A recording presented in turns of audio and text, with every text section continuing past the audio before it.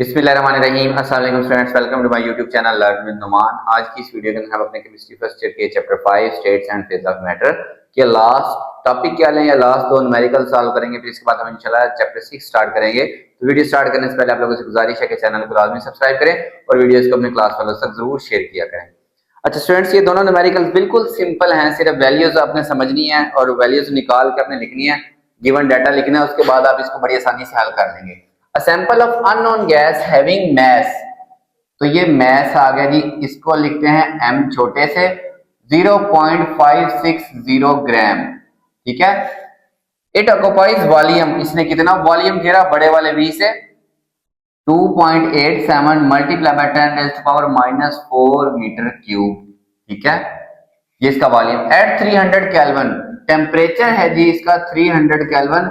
याद रखें हम न्यूमेरिकल में टेम्परेचर को हमेशा केल्विन में ही यूज करते हैं, वो पहले केल्विन में दिया। एंड प्रेशर आ गया जी 1.01×10⁵ पास्कल लिखें या न्यूटन पर मीटर स्क्वायर लिखें।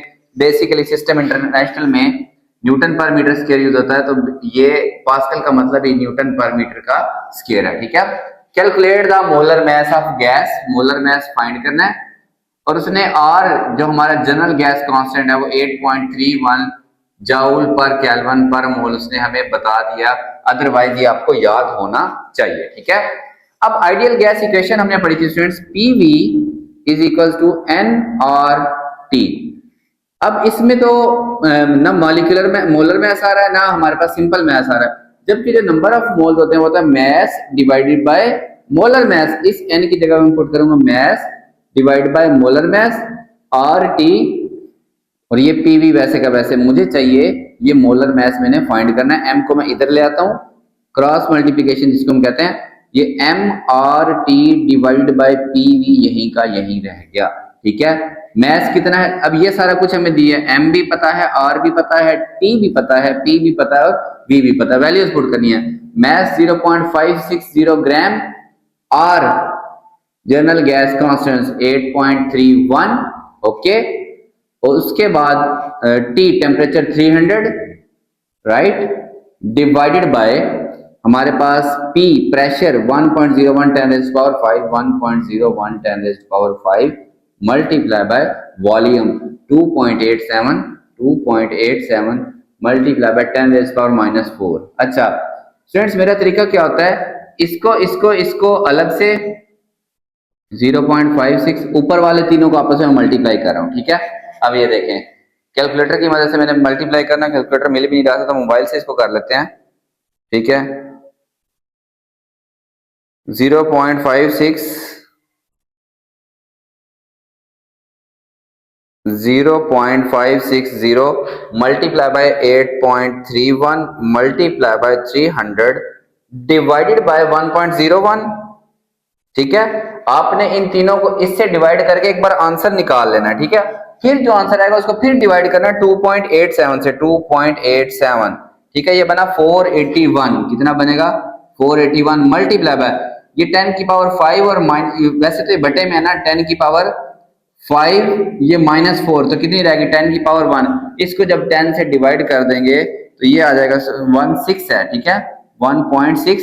आप इसको जब 10 से डिवाइड कर देंगे तो 48.16 ग्राम पर मोल इसका क्या आ जाएगा, मॉलिक्यूलर मास आ जाएगा। हमने सिर्फ क्या किया, 10 की वजह से पॉइंट को एक नंबर इधर शिफ्ट कर दिया। ओके, नेक्स्ट इसी तरह बिल्कुल in laboratory experiment 150 centimetre cube, तो ये वॉल्यूम आ गया 150 सेंटीमीटर क्यूब।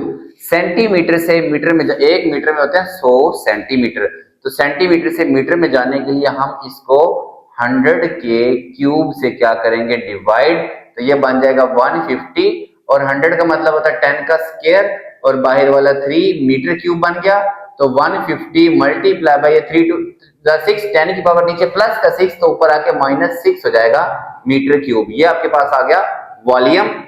एट टेम्परेचर कितना है students,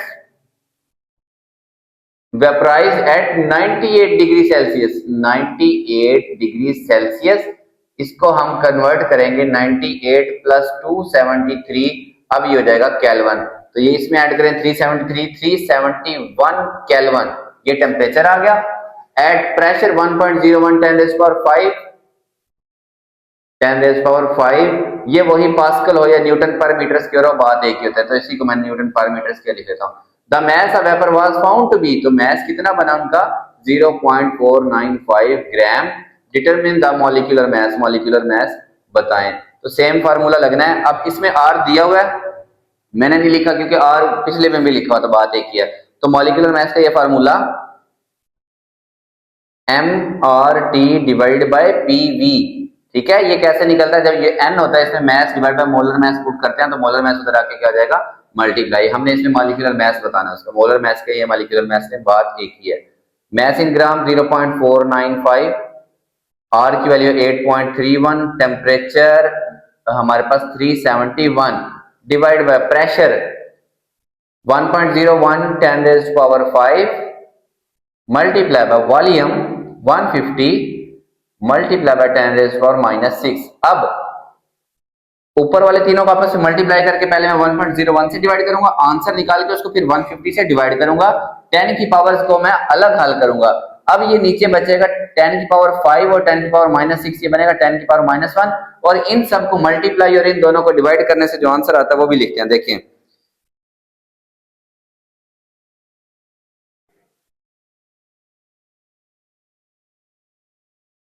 0.495 multiply by 8.31 multiply by 371 divided by 1.01, ठीक है। फिर जो आंसर आएगा उसको डिवाइड करूंगा मैं 150 से, ठीक है। तो ये आ जाएगा स्टूडेंट्स 10.073। अब ये 10⁻⁻1 ऊपर जाके +1 होगी, ठीक है, मल्टीप्लाई बाय 10 हो जाएगा, तो 10 की वजह से पॉइंट इधर शिफ्ट हो जाएगा, 100.73 ग्राम पर मोल इसका क्या आएगा स्टूडेंट्स, मॉलिक्यूलर मैस आ जाएगा, ठीक है।